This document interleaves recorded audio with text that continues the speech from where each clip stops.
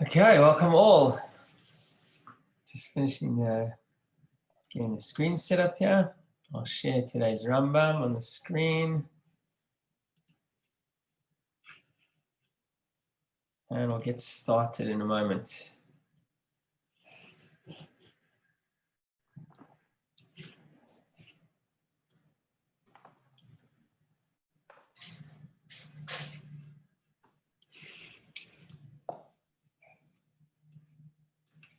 Okay, good afternoon. Good to see everyone. I hope everyone had a good Yom Tov, a meaningful and hopefully uplifting experience on your Kippur and an easy fast.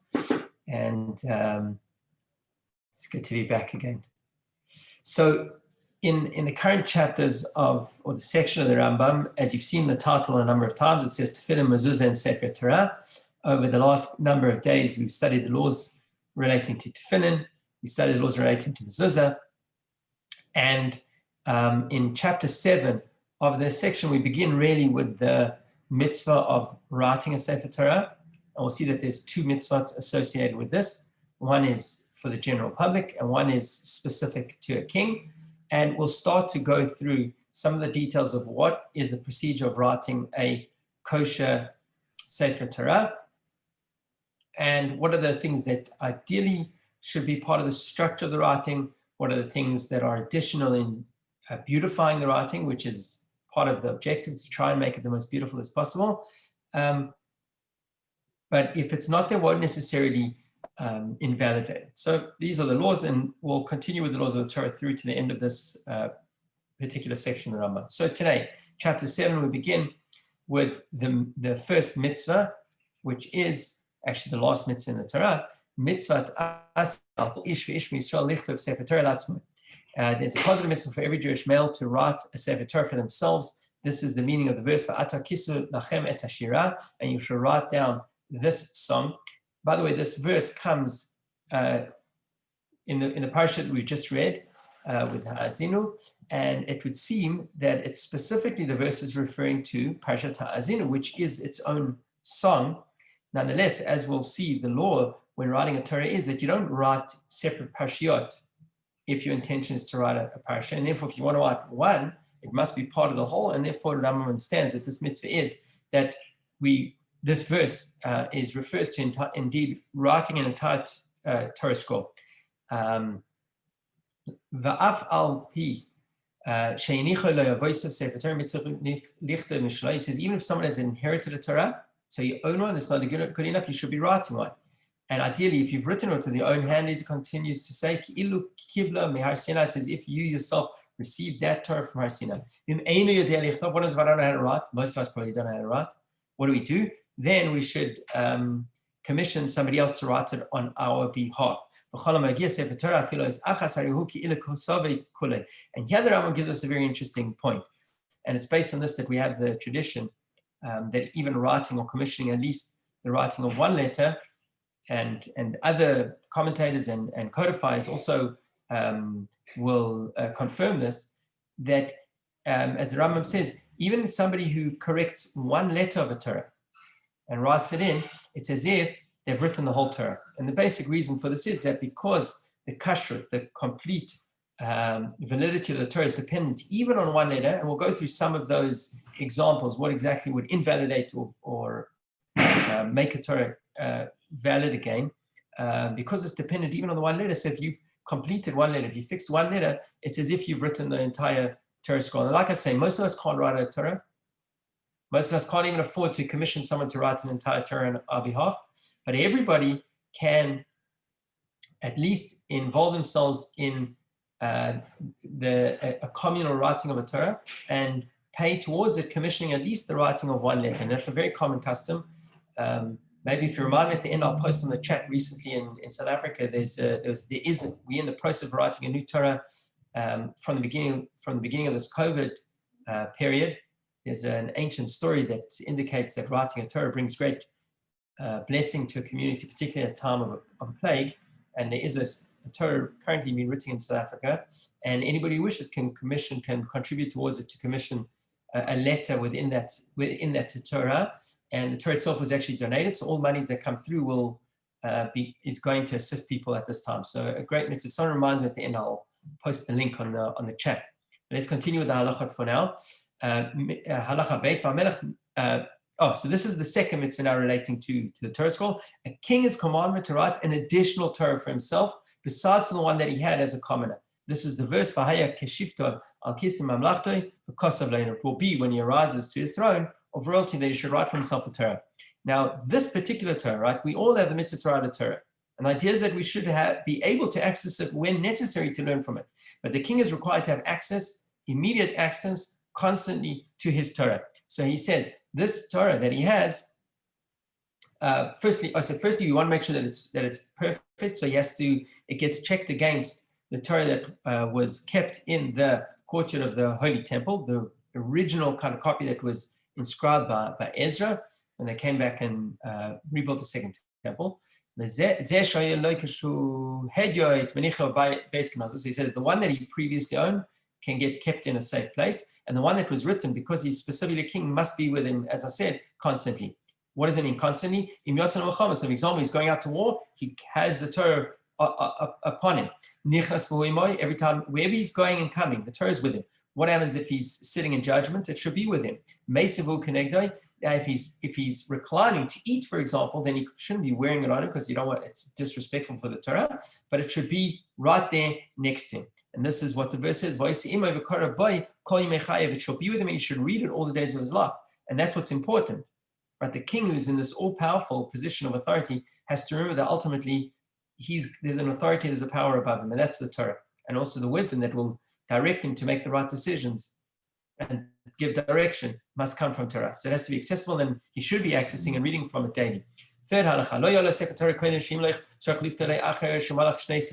if he did not possess a Torah yet, from before he became king, he now has to write 2 Torahs, right? Because the king must have both. And as we said, the second one should be with it. One will get put away, and one will be with him constantly, as we've spoken about it, unless he's going to bed at night, or if he's going into the bathroom, if he's going to the bathhouse, places that would be disrespectful to take the Torah with him, then he leaves it for those moments. But otherwise, it should be with him at all times. Halacha dalet, Sefer Torah sheksover b'lo sirtut. Okay, now we come to the particular laws about writing. We've already learned at the beginning of the laws of tefillin about the different types of parchments. There were 3 different types. What we're going to learn over here is that only 2 of them are valid for the Sefer Torah, the kvil and the klaf. Another detail that we learned about is that there must be lines, must be indented into the parchment. That is that becomes essential and necessary for the Torah scroll. So this is what he says over here: a Torah scroll which was written on unruled parchment, or which was written partly on a kvil and partly on a klaf, is invalid. In other words, it has to be, although you can write on the type parchment that we called kvil or the type parchment that we called klaf, you can write on either of those, but there must be consistency within one Torah scroll. You can't have part and part, and it must have those indented lines. Now, the actual writing itself, he says, "Metukenes na'a beyoter." It should be written beautifully and attractively.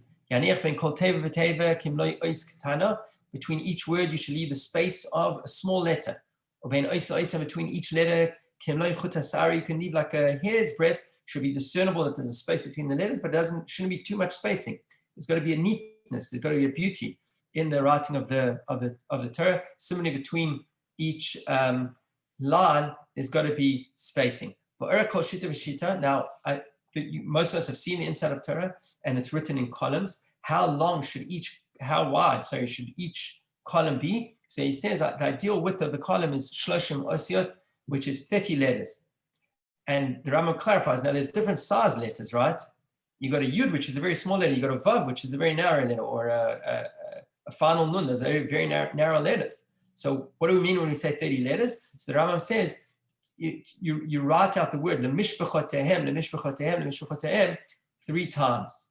And what you see over there, I've highlighted the word there, is that there's different size letters there, right? So by the combination of the different size letters, you will have the correct amount of spacing. You want to be able to fit that in 3 times. So you got 30 letters. That should be the width of each column of the Torah. He says, a narrower column will make it look simply like a letter. And it shouldn't be like that. It also each column shouldn't be too wide, because then he says it's going to be difficult to find something along the line. So that's the ideal width of a column in the Torah. He says you shouldn't reduce the size of the letter in order to leave the proper amount of space between one passage and another. We'll see that there has to be spacing between different paragraphs. And the Rambam is of the opinion that you shouldn't be changing the sizes of the letters, widening them or making them narrow in order to try and fit it in. It's not necessarily the accepted opinion. Anybody who's stood before a Torah may have noticed that sometimes you have certain letters that are lengthened. And the intention is obviously is to keep the width of a column, sometimes with less amount of letters. The Rambam is not so happy with that, except obviously, as we'll see soon, there are certain letters which by tradition are either written larger or smaller than other letters, but generally just to extend letters or to reduce the size of the letters, the Rambam is not so happy with that. Now he says, so what happens is, what if you got a 5-letter word now, and you're coming to the edge of the column? What do? Because there's not enough space to put 5 letters in there, and he doesn't want you to make the letters smaller. So he says what you can do is you shouldn't write only 2 letters within the column space and 3 outside, but you can write 3 within the column space and 2 outside. So the Rambam is not so concerned. The right side of the column should be flush, but the left side of the column, if occasionally you have to go over with 2 letters of a 5-letter word, for example, he doesn't mind if you go out of that kind of column framework.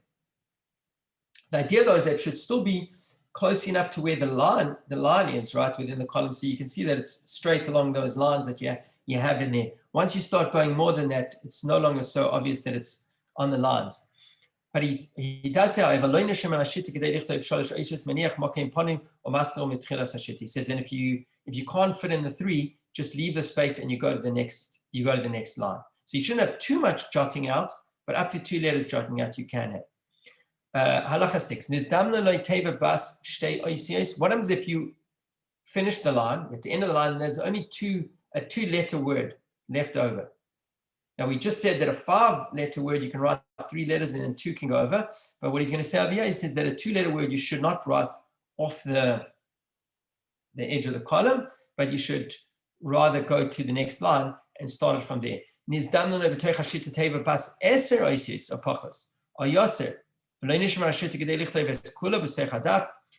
what if you got a much longer word, a word that has 10 letters in it, which, by the way, I think is the longest that we have in the Torah. In the Megillah, we have a word that's 11 letters, but if he's saying if you have a word that's 10 letters and you can't fit it into the line, right? So he says, if you're able to write at least half the letters in the line, you could go over as much as half. In other words, if you can get 5 letters in, you can go over as much as 5. And if not, then you should leave that space open and begin on the next line. Halacha 7. Now, between each of the 5 books of the Torah, as they're written in the scroll, you should leave 4 lines empty without writing, not more. The space shouldn't be more than that. It shouldn't be less than that. And you'll start the next chumash on the 5th line, spaced line.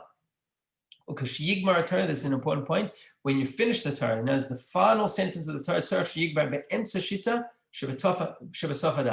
you want to try and do it that you finish the Torah at the bottom of a page and in the middle of the line. Okay? So now the im nishem min adaf shitin harbim mekatzer v'oilo maskal mitchilas hashitish b'seif adaf v'lo yigmes hashita. Now he says, what happens if you don't have enough to fill the full panel, right? Or the full. Wait, I just went blank. To fill that space, right? The full column. Sorry. So then he says you can make the columns narrower. Remember earlier he said 30 letters is the ideal width of a column. You don't want to be too narrow and you don't want to be too wide. Too narrow, he says, looks like a letter. It's not really like a Torah. It's not as respectful. But he's saying here, if you come to the end of the Torah and you don't have that many verses left to write, and you know that if you write 30 letters on a line, you're not going to get to the bottom of the page. then you can make your columns shorter. And he says, even if you have to, as long as the right side again is flush, the left side doesn't have to be flush. Okay, so if you go over or you hold back a little bit because you finished a word, you can go to the next line. And you should try and work it out that that final words of the Torah should be finished in the middle of the column at the bottom of the page. Okay, halacha 8. Now we said earlier that the Rambam doesn't like us making letters smaller or larger, but he says you do have to be careful for those letters which by tradition are either oversized or made smaller. Also, those words in the Torah that have little dots above them, got to make sure those dots are there. He said, sometimes, and this is according to the Rambam, not necessarily according to everyone, the letter pay. So if you see over here, I'll just highlight the one letter pay. According to the Rambam, there are times when that pay is written almost with you see that little lip that comes in. There are times when that little, when that little pay gets like another mini pay within it. So according to Rambam, that's essential. That is written as it should be written. This is something that the scribes have received by tradition. Also, he says letters that need to be written like upside down. Those of you know the sentence of the V'hibon Sa'aron, which is in the Torah, is kind of bracketed with two nuns that are upside down. So that has to be there. And similarly, you've got to be careful that the letters that require crowns, and we've learned a little bit about crowns with the tefillin and mezuzah, need to have those crowns. Now, he doesn't specify over here like he did previously which letters require the crowns.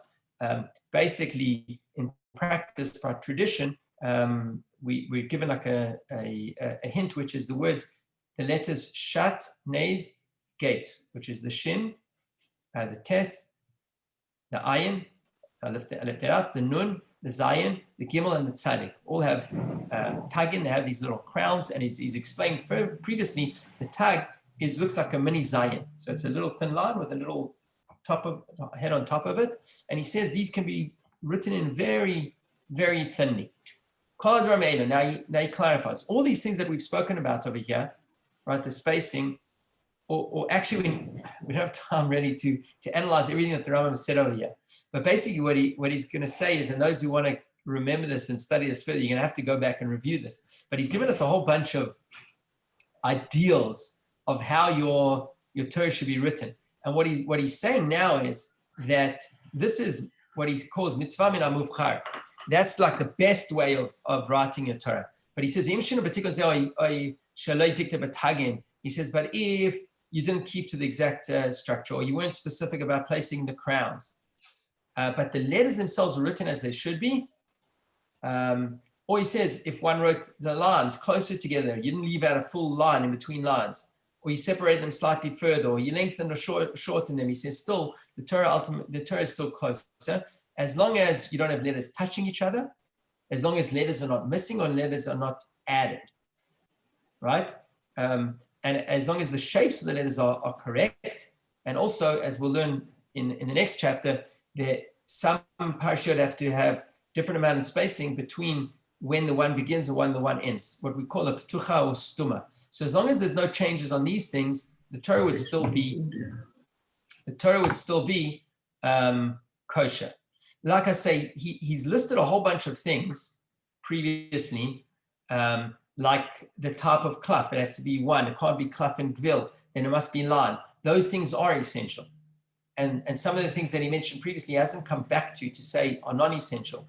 But the point is that we have to see there's a balance between those things that are essential and those things that are non-essential. Some things are just there to make it more beautiful, and some things are essential. Again, if it comes to practice, firstly, some of the halachot are not necessarily in accordance with the Rambam, and secondly, you'd have to obviously just really go over it to reflect exactly which ones are essential, which ones are just there for extra beauty. Halacha 10.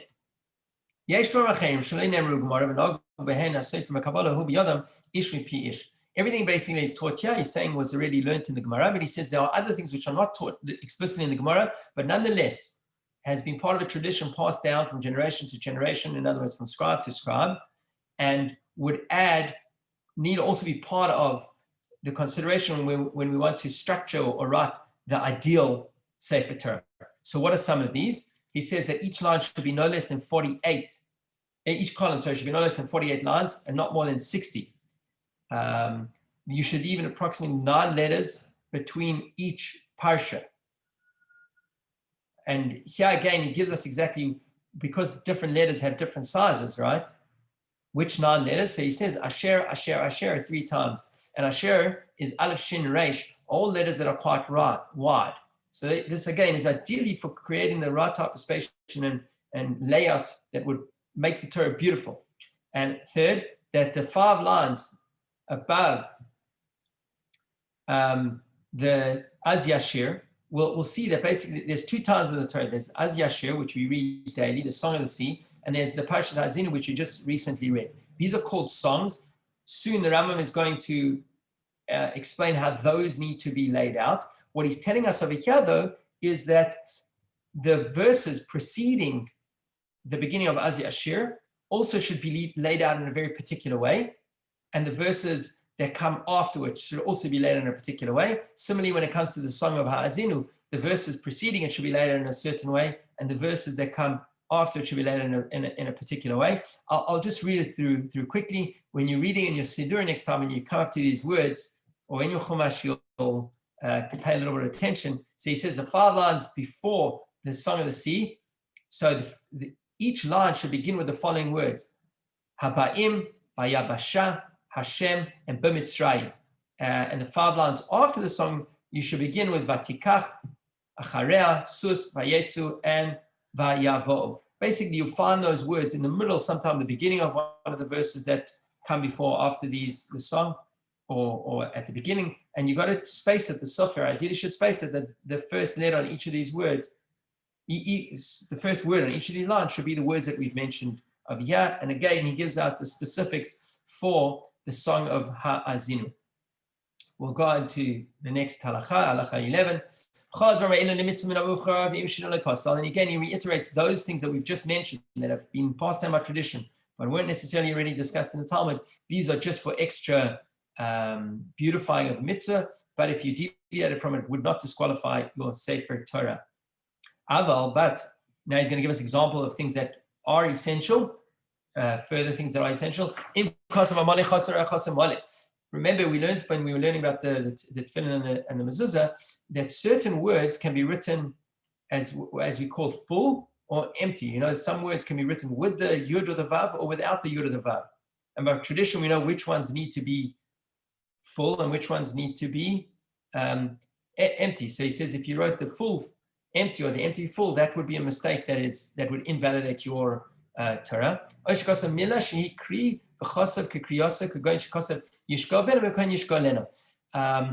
Sometimes the Torah has a word written in one way, and by tradition, we actually read it differently. Here he gives us 2 examples that come from the Tochacha, from the curses. So if you wrote, for example, he says over here, the word Yishkavena, which is the way we would read it. When you read the Torah, you would say the word Yishkavena, but the way it's written is Yishkalena. If you wrote Yishkavena instead of Yishkalena, that would invalidate the Torah, and he gives another example here. Or, for example, if he writes a parsha that is meant to be open, he writes it closed, or closed and he writes it open. We'll learn tomorrow exactly what that means. That would also invalidate it. Or if he wrote the Shirah, Az Yashir and Azinu, like the rest of the Torah, and again, we'll see how it's meant to be written. The Rambam actually gives us a sample of it later in the book. Then all of these things would invalidate the Torah. And then this whole scroll that you've now written, right? Now what happens? You've written this whole scroll, right? But it's got these mistakes in it, and it's invalid to be used as a Torah scroll. He says, "Ein bo kedusha sefer Torah." It does not have the sanctity of a Torah scroll. Ela kechumash. It has the sanctity of one book of the Torah, right? We refer to the Chumash as the printed version of the Torah, right? But Chumash means like a fifth, and is a reference to one of the 5 books. So if you had, we'll see, you are allowed to write out an entire book of the Torah onto a scroll to be used for study, and has a certain level of sanctity, but not the same level of sanctity as an entire Torah, as the entire Torah scroll. And that's what he's saying. It will have the same level of sanctity as that, but not as a full Torah scroll. Halacha Yud Beis, the 12th. Sefer Torah she'en muga asur l'shoyse yoser al shloshim yom ela yitaken yigones. Whatever the Torah scroll has become invalidated, right? You should not leave it uncorrected for more than 30 days. In other words, you should fix it right away, correct it, or have it buried. We don't want to leave a Torah that's invalid. Now he goes on to explain what type of Torah, and here again there's differences of opinions from the halachists and so on and so forth, but this is the Rambam's view. What would constitute a Torah that can be fixed? So he gives an example. He says, if you have a Torah scroll, if you have a Torah that each column has 3 errors that need to be corrected, then it can still be corrected. But we'll see, there's a further proviso in a moment. But he says if each column has 4 mistakes on it, and should the majority of the scroll have been checked to be accurate, and there are 4 errors in each column of the remainder of the scroll should be corrected, provided there's at least one column of the defective portion that has fewer than 4 errors. So he's saying that according to the Rambam, that 3 can be corrected. If it has 4 and the majority of the Torah scroll is invalid, then that's too far gone to be corrected. But anything less than that, you can still correct it. Halacha Yud Gimel, the follow-on, he says, when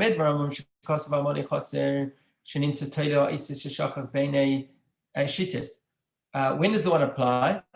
And as when can you correct it? So he's saying, if the majority of the mistakes were such, when one wrote, if you missed out a letter, and now you have to add in an additional letter, and we spoke about the possibility of adding a letter above a word, but that's only good if it's like a one-off thing. But if you're going to end up with a situation where most of the mistakes are because you left out letters, and now you want to fill in letters, so you can end up having many letters all over the place above the words, that he's not happy with, because you're filling in too much of the spaces, it looks messy.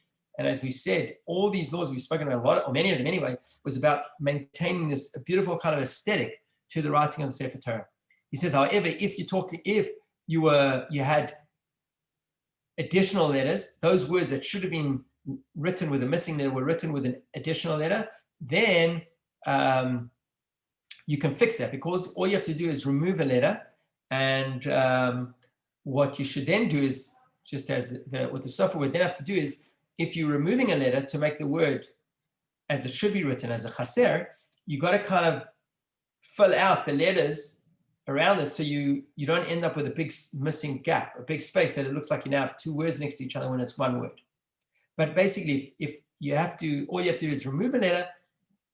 And when we go back to the proviso earlier, that he says that it's majority, that's not more than 4 in each column, and it can be fixed, then you can do that.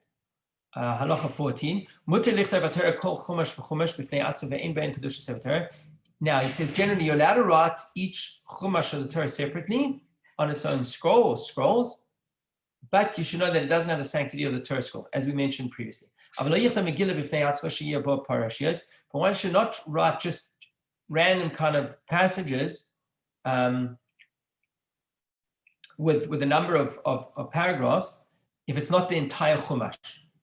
Okay? And also you wouldn't write just paragraphs for, not an incomplete chumash for children to learn from it. If you're writing out a paragraph at a time because you're intending to finish the entire chumash, then you can do so, and you could use it to teach kids from.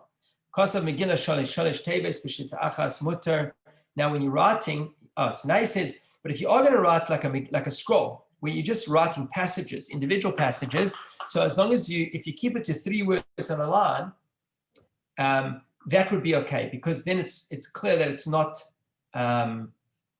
written as a Sefer Torah, but kind of outside of the context of Sefer Torah. You don't want to have a situation where you're writing something that could or should be for a Sefer Torah, but it's not being written as either a complete parasha Chumash, or that's actually been written for the entire Torah. So if it's just 3 words on a line, it's clear that this is not going to be for a Sefer Torah.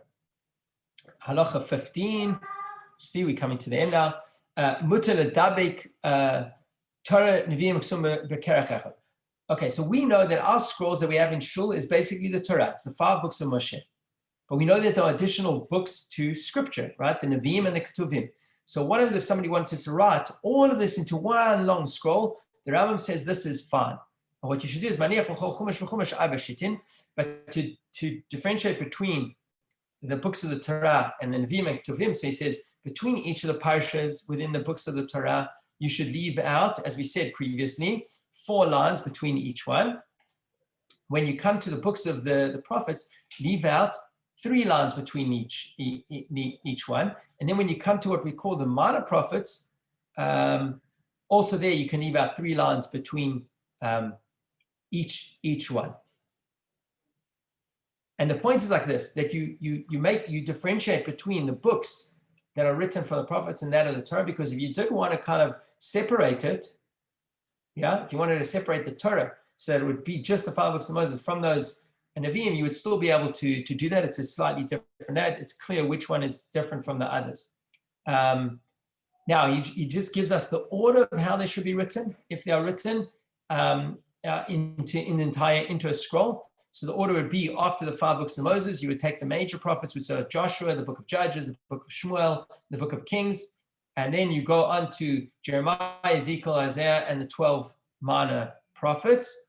And then when we come to the books which are called the Ketuvim, the Holy Scriptures, you've got the Megillot that we're familiar with, Ruth, you got Tehillim, you got the book of Job, you got Proverbs, Ecclesiastes, the Song of Songs. Those are written by Shlomo HaMelech. Lamentations, which is from Yirmiyahu that we read on Tisha B'Av. Then you go to the books of Daniel, Megillat Esther, and the book of Ezra, and Divrei Hayamim, which was Ezra's kind of rendition of Jewish history up until that point. So these are the 24 books that make up the Tanakh, and as we've seen, they can be written together.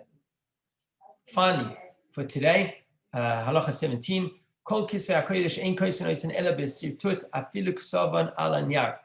says all sacred texts, when you write them, they must be written on a ruled surface, even if you're writing on paper. One can write up to 3 words without having the lines marked out. But writing more than that, you can't. Now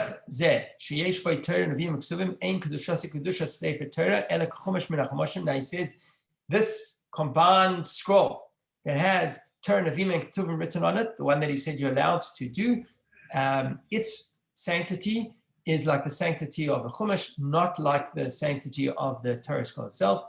And Din HaYoser Kedin HaChoser, and because the addition of a book in the Torah is equivalent to leaving out a book in the Torah. I mean, we said earlier that if you have one kind of panel with or a number of panels that has one chumash, it's got a sanctity of a chumash, what we call, but not the sanctity of the Sefer Torah. The same thing would be is more is the same as less in this case. So unless it's the Torah scroll that has the 5 books of Moshe as it is, as it's meant to be, that would have the sanctity of the Torah scroll,